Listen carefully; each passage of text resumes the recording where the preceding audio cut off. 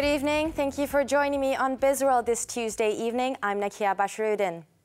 Malaysia remains an attractive investment destination despite unfavorable reports by the foreign media.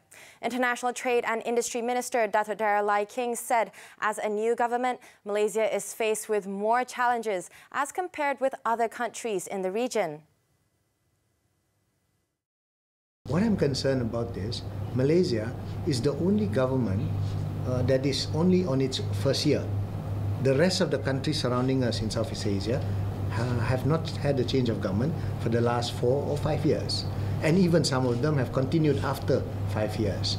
So we take the challenge, and we believe that there may be elements as well that would like to make Malaysia not a destination. Because with our Prime Minister, with the leadership that we have in many of our states, the investors are very confident to come in.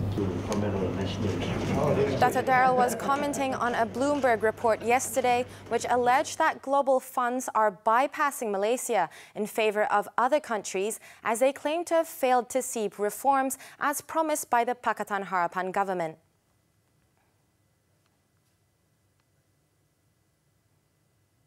The Housing and Local Government Ministry is in the midst of drafting a new policy on abandoned housing projects to fine-tune the Standard Operating Procedures (SOPs) to address the long-standing problem.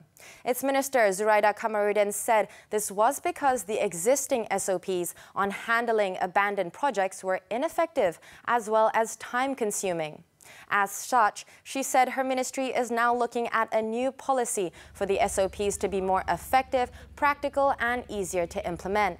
Zuraida said presently there were 354 abandoned housing projects nationwide, with Selangor topping the list, with a majority of the projects being abandoned after the developers faced financial difficulties.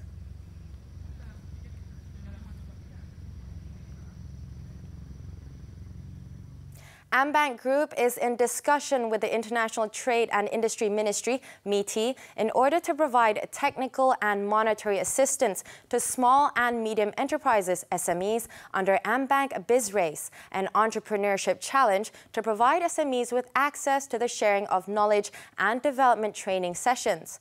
Its Chief Executive Officer, Datuk Sulaiman Muhammad Tahir, said the discussion is currently in the initial stages and requires several other companies from technology, infrastructure and telecommunications sectors. The government is comfortable in that sense by virtue of the fact that you have a bank who's putting, not just saying, but putting money into the businesses apart from the grant that I give. So you give a double surety that the business in a sense is being monitored and helped and supported.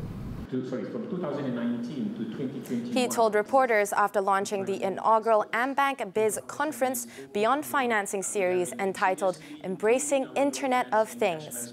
He said AmBank is keen to do their part by performing a dedicated panel of experts on IoT to help SMEs focus on what they need to do to accelerate IoT adoption in terms of execution and implementation, while MITI is to identify SMEs with potential to scale up by venturing into imports and exports.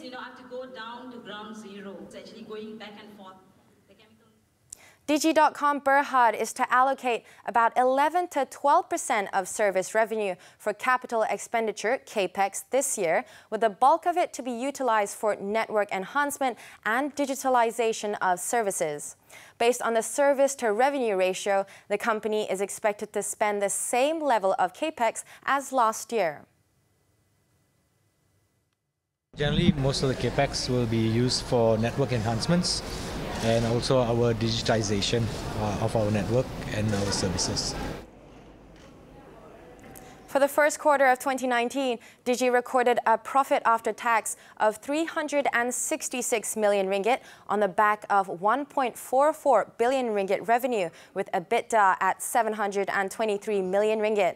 In the quarter, the company invested 168 million ringgit of CAPEX for IT and network capacity upgrades, fiber network expansion, and deployment of network function virtualization. Digi, which now serves 11.3 million users, is expecting a flat growth in its service revenue to stay around last year's level, which stood at 5.92 billion ringgit.